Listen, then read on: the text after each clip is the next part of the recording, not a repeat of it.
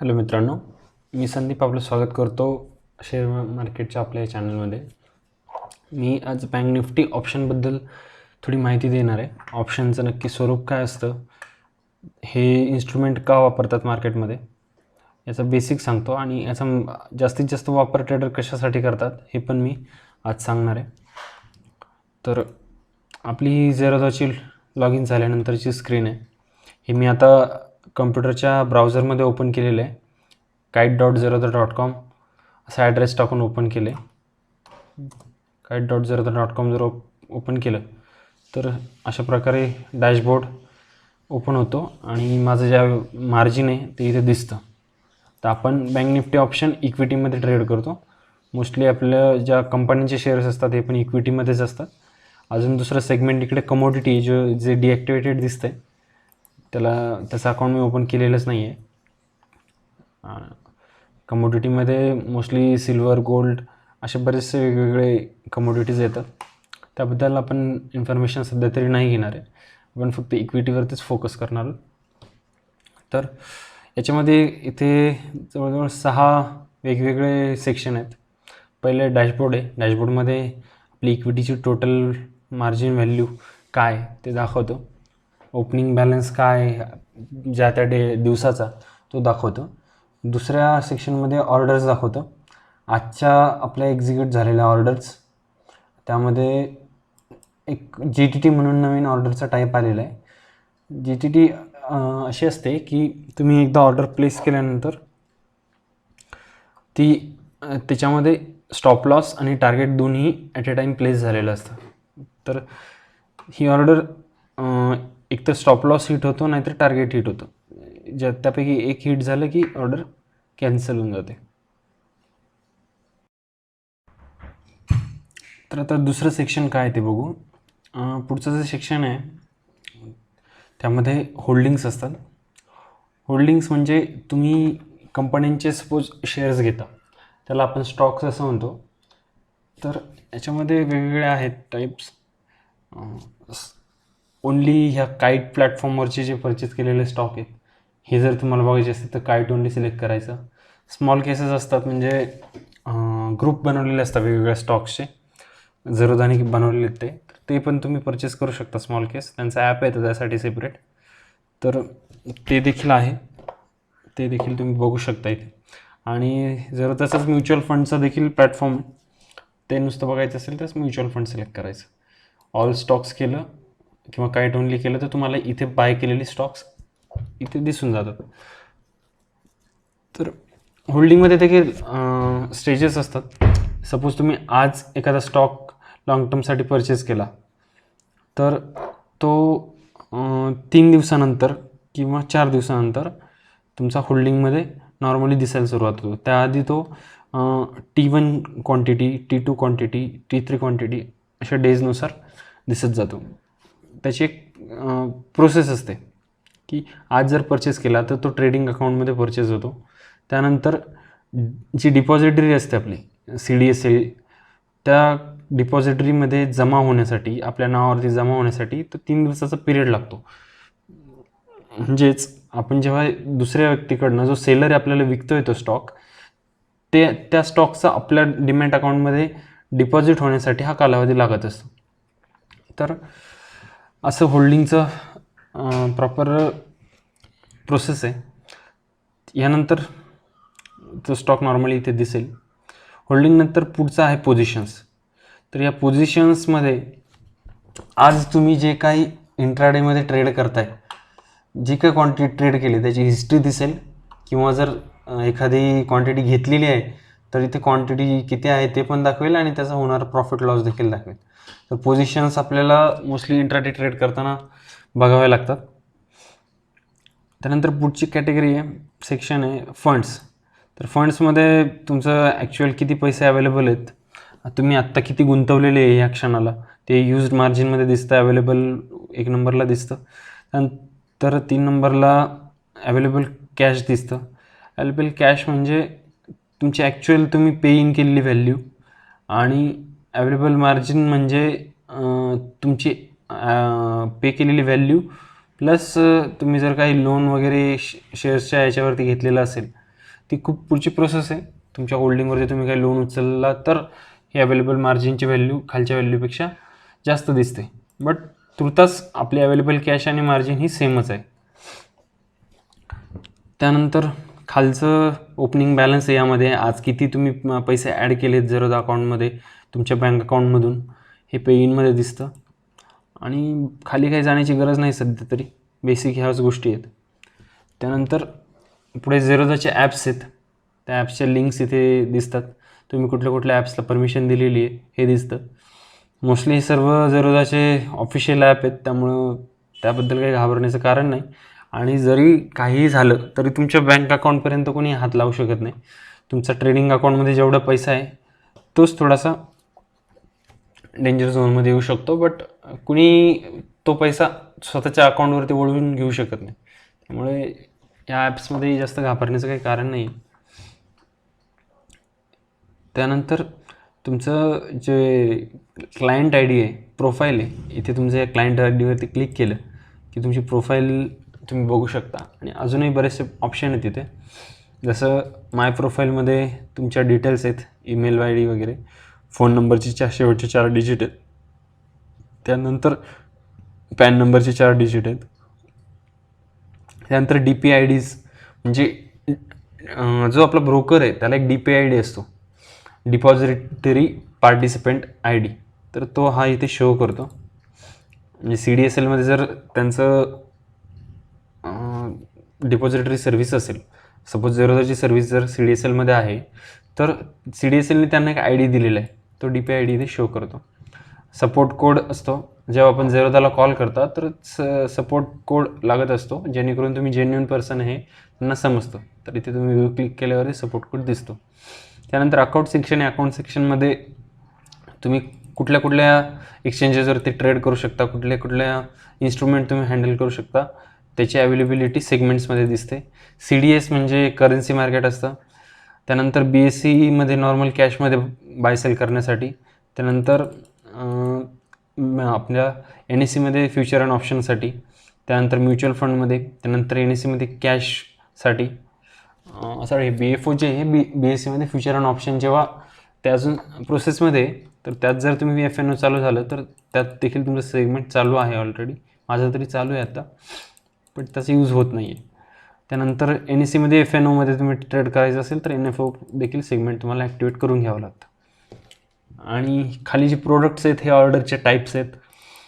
C N C म्हणजे long टर्ममध्ये buy करताना तुम्हाला C N C option select करावा लागतो ऑर्डर प्लेस करताना.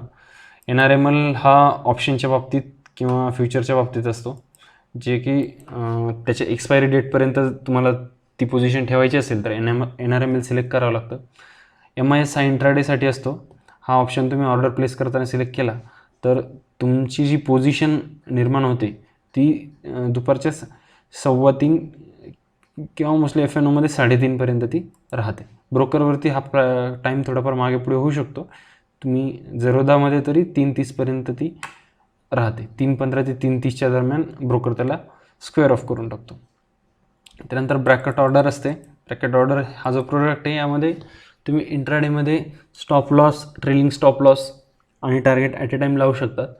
आणि त्यांनी आणि कवर ऑर्डर देखील आहे. कवर ऑर्डरमध्ये तुम्ही फक्त टार्गेट लावून, ॲक्च्युली कवर ऑर्डरचं मी एक्सप्लेनेशन नंतर देईल.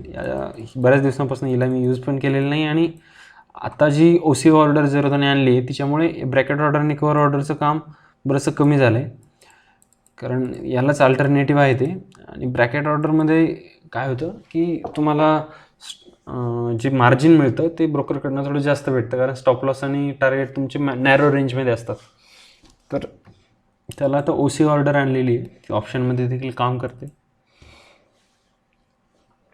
तशा वेगवेगळ्या ऑर्डर टाईप आहे, याबद्दल मी डिटेल इन्फॉर्मेशन नंतर देईलच.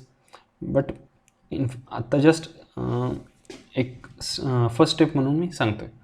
त्यानंतर ऑर्डर टाईप्स आहेत, म्हणजे तुम्ही ऑर्डर जी प्लेस करताय तुम्हाला एक कुठल्या प्राईसला बाय करायचं आहे त्याकरता हे वेगळे सिलेक्ट करायला लागतात. तर तुम्हाला मार्केटच्या प्राईसला, चालू प्राईसला एखादा स्टॉक किंवा एखादी कुठलंही इन्स्ट्रुमेंट असेल, एखादी स्क्रिप्ट असेल, ती जर बाय करायची असेल तर मार्केट सिलेक्ट करायचं असतं बाय करताना. त्यानंतर जर एखादी प्राईस तुम्हाला सेट करायची आहे त्या प्राईसला तुम्हाला बाय किंवा सेल करायचं तर लिमिट सिलेक्ट करायचं असतं. एखादी पोझिशन तुम्ही घेतली आणि त्याला खाली जाताना कुठे तुम्हाला लॉस बुक करायचं आहे तर त्यासाठी स्टॉप लॉस किंवा स्टॉप लॉस मार्केट हे सिलेक्ट करायचं असतं. जवळजवळ दोन्ही सेम असतात, फक्त स्टॉप लॉसमध्ये काय होतं, ट्रिगर प्राईस आणि ॲक्च्युअल आपल्याला जी वॉन्टेड प्राईस आहे ह्या वेगवेगळे सेट करता येतात. आणि स्टॉप लॉस मार्केटमध्ये एकच प्राईस सिलेक्ट करता येते. त्या प्राईसला जर मार्केट गेलं तर त्या ज्या सेकंदाला मार्केट त्या प्राईसला गेले त्या सेकंदापासून नेक्स्ट जी ऑर्डर पडणार आहे त्या ऑर्डरला आपली जी पोझिशन आहे ती स्क्वेअर ऑफ होऊन जाते. यात स्क्वेअर ऑफचा अर्थ कोणाला समजत नसेल तर स्क्वेअर ऑफ म्हणजे पोझिशन एक्झिट होऊन जाते. जर तुम्ही बाय केलेलं असेल तर सेल होऊन जाते आणि जर अगोदर सेल मारलेलं असेल तर ते बाय होऊन जातं. याचाच अर्थ स्क्वेअर ऑफ होतो. आणि अजून एक सांगतो की मार्केटमध्ये आपल्याकडे एकही क्वांटिटी नसताना आपण सेल करू शकतो.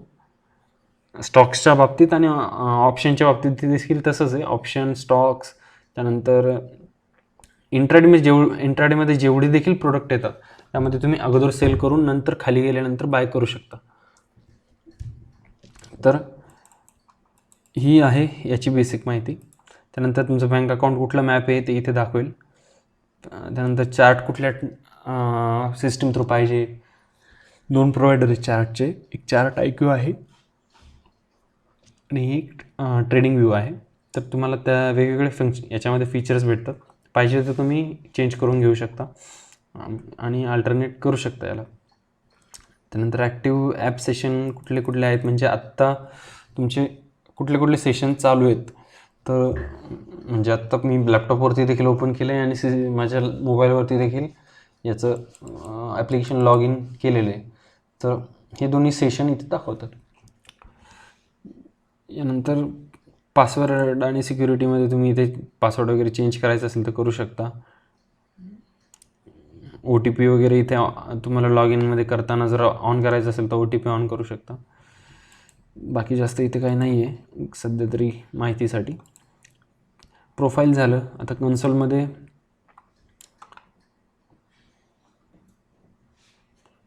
आपल्याला इक्विटीची व्हॅल्यू दिसते जी आदल्या दिवशी अपडेट झालेली असते, ती व्हॅल्यू इथे दिसते आणि कॅश बॅलन्स इथे दिसतो. आता टोटल अकाउंट व्हॅल्यू ही माझा कॅश बॅलन्स प्लस माझे म्युच्युअल फंडमध्ये जेवढे पैसे आहेत याची प्लस म्हणून तुमची टोटल अकाउंट व्हॅल्यू दिसते. तर म्युच्युअल फंडमध्ये मी एक जस्ट ट्रायल म्हणून 500 रुपये टाकलेले होते, तर हे 56.90 रुपये तर प्लस झालेले आहेत.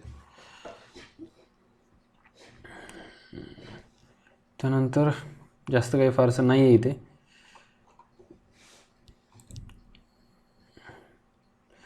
तर आता ह्या कन्सोलमध्ये एवढे 5 ऑप्शन दिसत आहेत. पहिला डॅशबोर्ड आता आपण हा बघितला. त्यानंतर पोर्टफोलिओ आहे. पोर्टफोलिओमध्ये पोझिशन्स, होल्डिंग्स, IPOज एक असतं आणि कॉर्पोरेटचे काही ॲक्शन्स असतील तर त्या तुम्हाला बघायला भेटतात. जसे की काही कंपन्या काय बायबॅक देतात, तर बायबॅक काय आहे ते पण आपण नंतर बघूया. तर त्या इथे अपडेट होतात. कुठल्या कंपन्या डिलिस्ट होत आहेत, डिलिस्ट देखील होताना त्याचे अपडेट इथे येतात. याचे डिटेल्स नंतर बघूया आपण. Reports, trade book, profit and loss statement, tax, PNL ह्या वेगवेगळ्या इथे आपल्याला भेटतात. त्यानंतर डाउनलोड्समध्ये आपण काय काय डाउनलोड्स करू शकतो, स्टेटमेंट वगैरे, कॉन्ट्रॅक्ट नोट, ह्या सगळ्या गोष्टी आपण इथून डाउनलोड करू शकतो. फंड्समध्ये overview statement, interest statement, banks mandates ह्या गोष्टी आपण डाउनलोड करू शकतो. अकाउंटमध्ये बरेचसे फीचर आपल्याला मिळतात. तर यामध्ये पर्सनल आहे, आपलं काय काय मोबाईल नंबर वगैरे इथे एडिट करू शकतो, ईमेल एडिट करू शकतो, बँक अकाउंट ॲड करू शकतो. हे जर त्याने ऑनलाईन केले, याला आता पेपरची काही गरज नाही, ऑफलाईन मेथड ठेवलेली नाही आहे. बँक अकाउंट तुम्ही ऑनलाईन मॅप करू शकता दुसरं, फक्त ज्या नावाने तुमचं जरूरचं अकाउंट आहे त्याच नावाने तुमचं बँक अकाउंट असलं पाहिजे. दुसऱ्याचं बँक अकाउंट मॅप करता येत नाही. 2 अकाउंट देखील ॲट ए टाईम तुम्ही मॅप करू शकता. एकाला प्रायमरी ठेवू शकता, एकाला सेकंडरी ठेवू शकता. नंतरचं आहे डीमॅट ऑप्शन. CDSL जसं की म्हटलं मी, डिपॉझिटरी सर्व्हिस आहे, त्यांच्याकडे जर त्याचं डिपॉझिटरी असते. डीमॅट अकाउंट ID आपला काय आहे तो दाखवता जातो आणि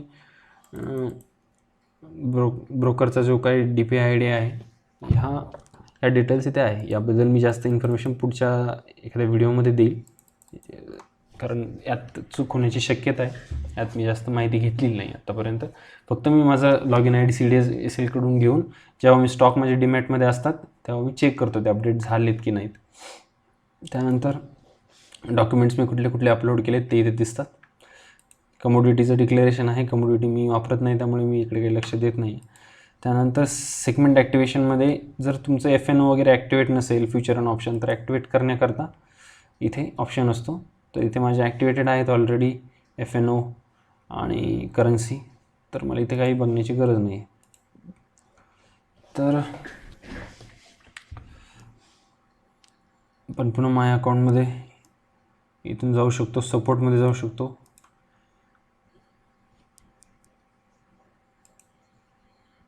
आत्ता आपण कन्सोलमध्ये आहोत तर कन्सोलमधून बॅक येऊ शकतो.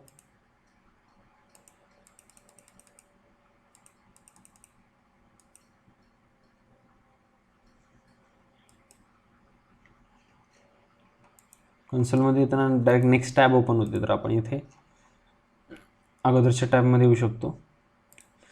तर आता इथे कॉईन आहे. कॉईन यांचाच एक प्लॅटफॉर्म आहे. तर कॉईन देखील आपण बघू शकता. यांचे इन्व्हेस्टमेंटचे कसे पोर्टफोलिओ वगैरे आहे. म्युच्युअल फंडचा एक प्लॅटफॉर्म आहे यांचा, इथे तुम्ही बघू शकता. त्यानंतर पुढचा ऑप्शन आहे झेरोधाचं एज्युकेशनसाठी एक प्लॅटफॉर्म आहे ज्यावरती तुम्हाला मार्केटची पूर्ण स्टडी करायला भेटते. फ्रीमध्ये सर्व इन्फॉर्मेशन अवेलेबल असते. तर ही देखील तुम्ही वॉरसिटी झेरोधा वॉरसिटी चेक करू शकता. सपोर्ट पोर्टल आहे. सपोर्ट पोर्टलवरती तुमचं काईटचं लॉग इन जर केलेलं असेल तर डायरेक्ट इथे येतं. कुठलीही रिक्वेस्ट तुम्ही इथून सपोर्टला करू शकता. त्यानंतर इन्व्हाइटचा ऑप्शन आहे. तुम्हाला हवं असेल तर इन्व्हाइट करू शकता, बट मोस्टली मी असं अकाउंट ओपनिंगची प्रोसेस करतो. तर तुम्ही मोस्टली मला जर दिलं त्याचं लीड तर चांगलं जास्त मी सपोर्ट करू शकेल. याचा यूज न केलेलाच त्या व्यक्तीसाठी चांगलं राहील. काईटचे काय फीचर्स आहेत तिथे जाऊन तुम्ही बघू शकता. कीबोर्डचे शॉर्टकट इथे सेट करू शकता.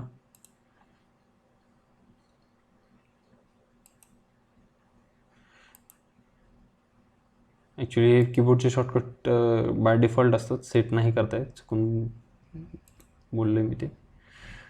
त्यानंतर हा झाला आता काईटचा पूर्ण ओव्हरव्ह्यू.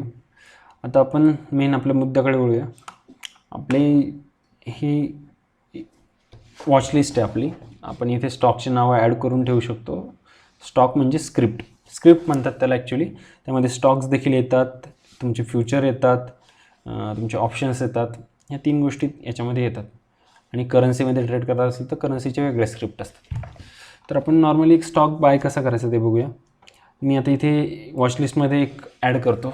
सपोज मला रिलायन्स आहे की नाही, अगोदर आहे माझ्याकडे, तर मी हा काढतो अगोदर. आता ॲड करतो रिलायन्स.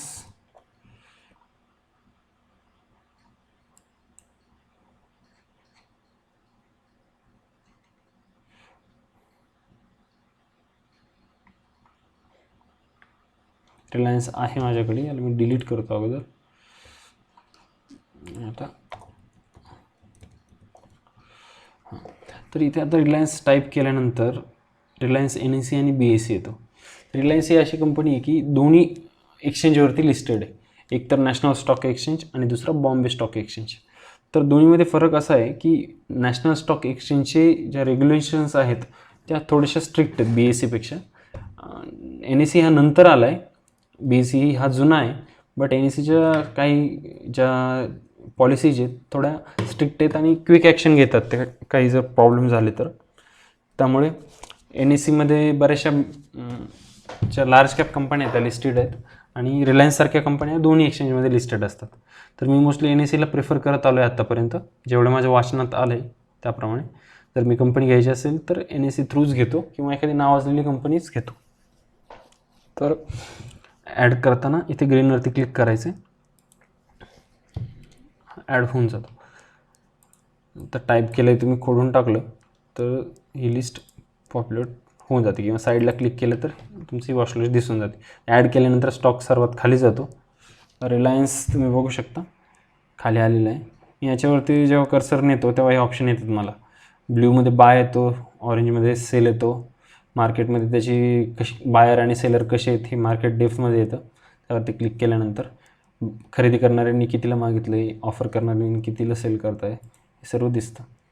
तर हे 20 ऑर्डर दिसतात इथे.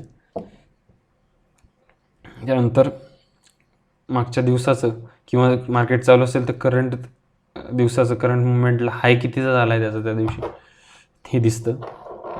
आदल्या दिवसाचं प्रिव्हियस क्लोज किती आहे, ॲव्हरेज प्राईस किती, ह्या सगळ्या गोष्टी दिसतात. तर हे झालं मार्केट डेप्थचं. त्यानंतर त्याचा चार्ट आपण इथे क्लिक करून ओपन करू शकतो. चार्ट ओपन केल्यानंतर उजव्या साईडला जातो.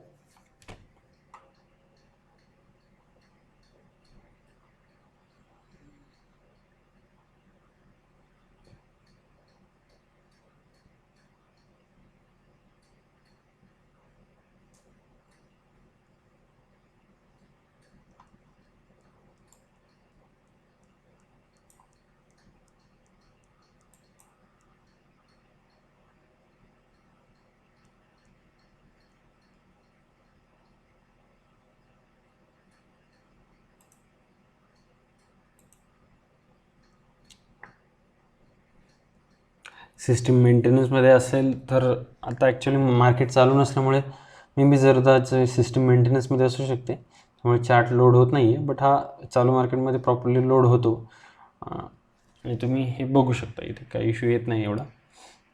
आणि चार्टच्या ऑप्शन नंतर याला डिलीट करू शकता किंवा त्या स्टॉकचे फंडामेंटल बघू शकता, टेक्निकल्स बघू शकता आणि अलर्टही सेट करू शकता की कुठल्या लेवलला गेल्यानंतर तुम्हाला अलर्ट यावी.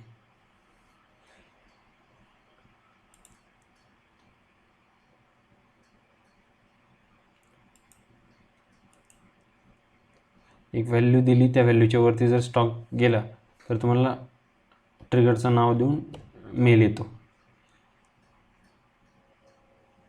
तर अशा प्रकारे तुम्ही अलर्ट सेट करू शकता. तर हे झालं स्टॉक्सच्या बाबतीत. आता आपण फ्युचर्सचं तर बाजूला ठेवूया, कारण फ्युचर्सला खूप मार्जिन लागतं.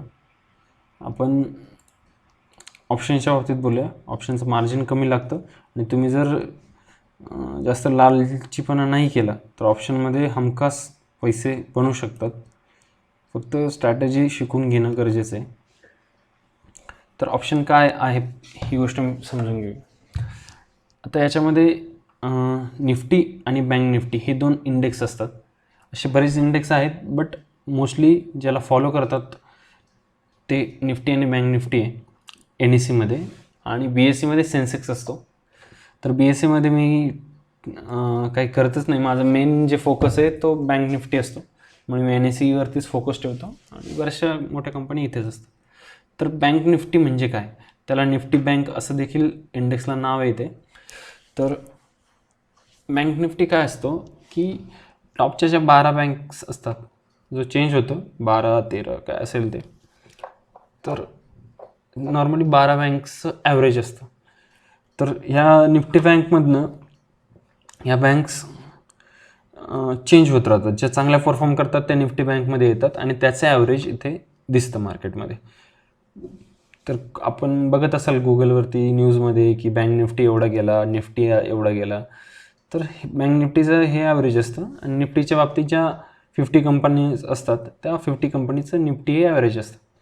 बाकी काही नाही, एवढं सिम्पल असतं ते ॲव्हरेजच. जसं शेअर्सचे भाव, जसं ॲक्सिस बँक असेल, HDFC बँक असेल, यांचे भाव जसे जास्त वरखाली होतात त्यानुसार बँक निफ्टीचे भाव देखील वरखाली होतात.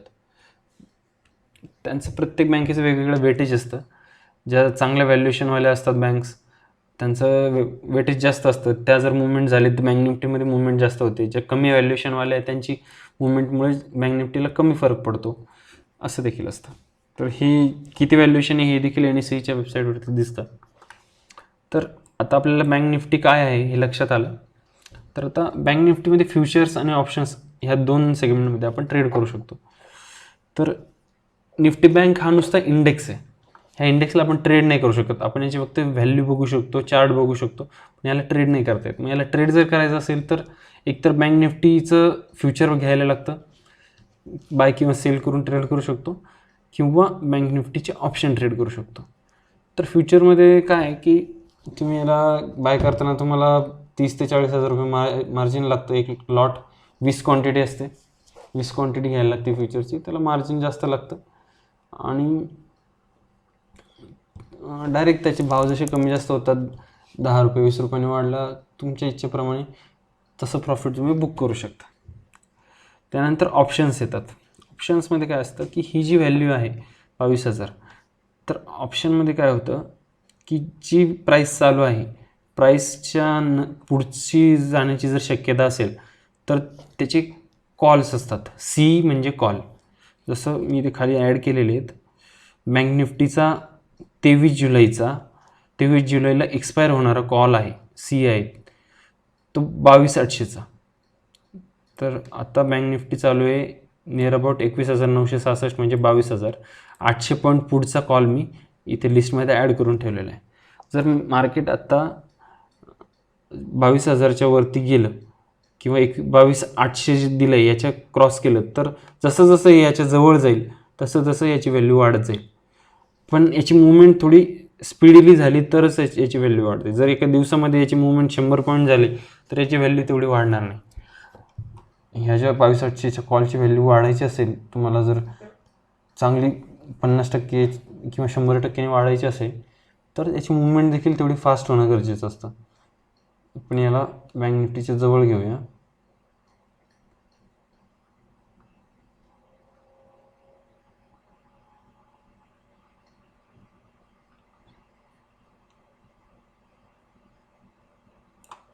आणि पुट काय असतो त्याचं देखील उदाहरण इथं घेऊया.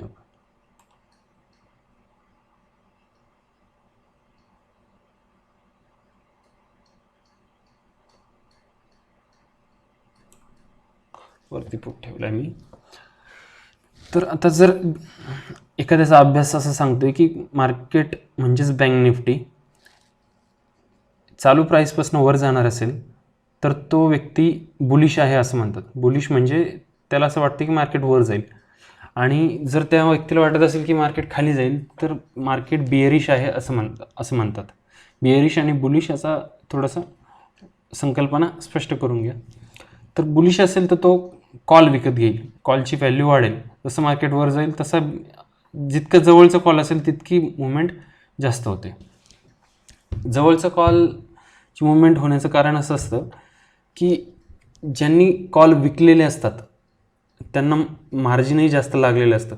आपण जर हा कॉल घ्यायला 127 20 क्वांटिटी असते, 127 × 20 म्हणजे नियर अबाउट 130 पकडू आपण, 2600 रुपये जर लागलेले असतील हा कॉल खरेदी करायला, तर विकणाऱ्या व्यक्तीला 2600 रुपये लागलेले नसतात, त्याला यापेक्षा जास्त व्हॅल्यू लागलेली असते. आपण ते कॅल्क्युलेट करू शकतो. झिरोदाचं मार्जिन कॅल्क्युलेटर आहे.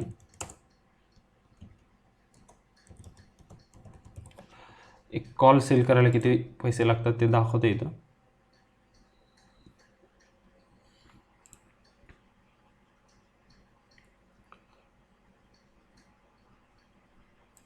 F&O मध्ये जाऊन NFOचे ऑप्शन्स,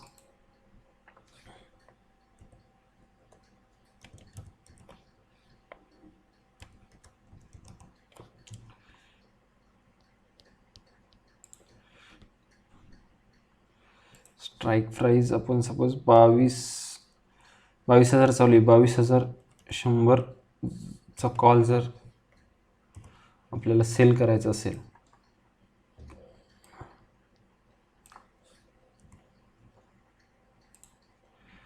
तर आपल्याला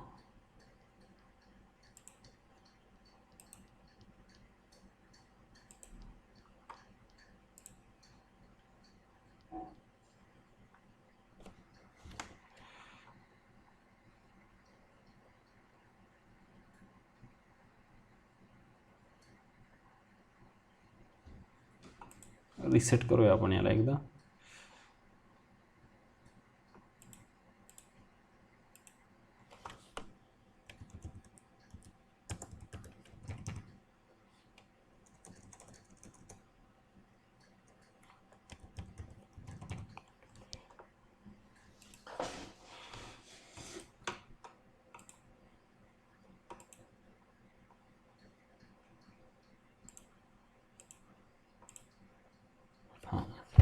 जर आता त्याची क्वांटिटी 25 दाखवते. ॲक्च्युली आत्तापर्यंत तरी मी अपडेटेड क्वांटिटी 20च बघितलेली, 20 क्वांटिटीज बघत आलो.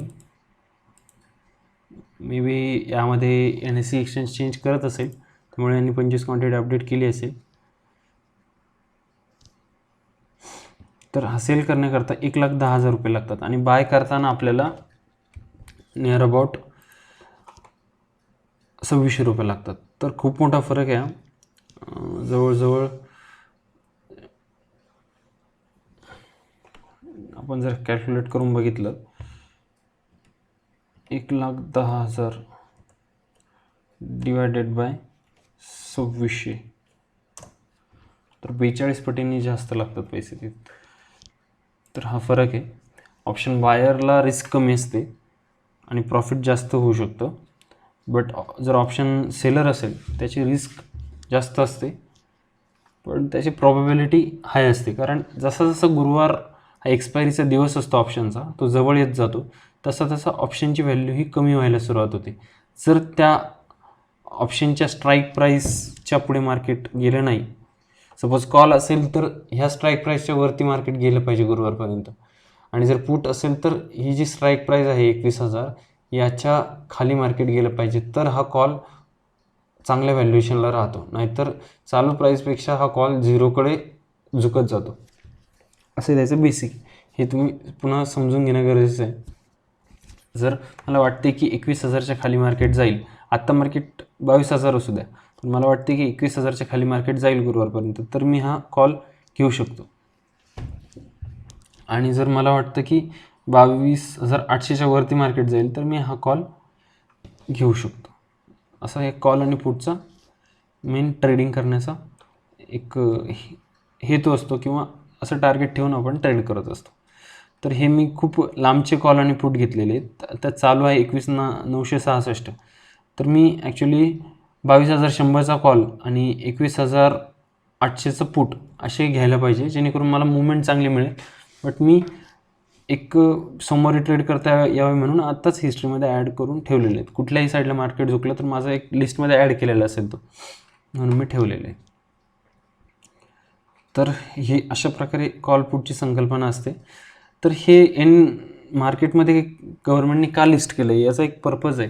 आपण तर याला डायरेक्ट ट्रेड करतो आहे, पण गव्हर्नमेंटने यासाठी ठेवलेलं आहे की जे लोक फ्युचरमध्ये किंवा कॅशमध्ये खरेदी करतात, मार्केटमध्ये इन्व्हेस्टमेंट करतात, तर जर फ्युचरमध्ये कोणी ट्रेड करत असेल तर त्याच्या खरेदीला कुठेतरी एक सपोर्ट असावा, जेणेकरून जर मार्केट खाली जाणार असेल तर त्या व्यक्तीने जर पुटमध्ये एक 2.5 ते 3% व्हॅल्यू इन्व्हेस्ट करून त्याची खरेदी केलेल्या क्वांटिटीला एक हेज करता यावं, सपोर्ट देता यावा. म्हणजे सपोज आता 21,966ला कोणीतरी फ्युचर बाय केले, पण नंतर मार्केट जर अचानक कोसळलं काही कारणास्तव, काही न्यूज आली खराब, आणि त्याने जर 21,000चा पुट बाय केलेला असेल एक लॉट, तर फ्युचरला तो त्याचे जर 30-35 हजार रुपये लागलेले असतील, तर इथे त्याचे केवळ 1,600-1,700 रुपये लागलेले आहेत. तर या 1,700 रुपयामध्ये त्याचा तिकडचा बराचसा लॉस कव्हर होऊ शकतो.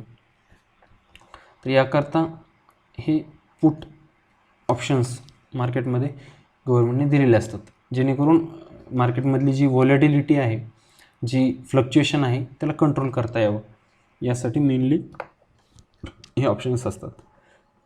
तर आपल्याला आज स्टॉक्स, त्यानंतर इंडेक्स आणि ऑप्शन्सची माहिती मिळाली. तर हे ऑप्शन्स कधी बाय करायचे, याच्यामध्ये कसं कन्सिस्टंटली छोटे छोटे प्रॉफिट्स बुक करायचे, याबद्दल मी पुढचा व्हिडिओ बनवेलच.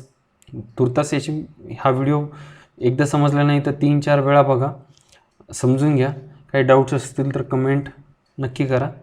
मी नंबर ड्रॉप करणार आहे व्हॉट्सॲपचा, त्याबद्दल मला कळवा तुमची मतं. आणि व्हिडिओ आवडला असेल तर शेअर नक्की करा आणि लाईक तर नक्की करा. धन्यवाद.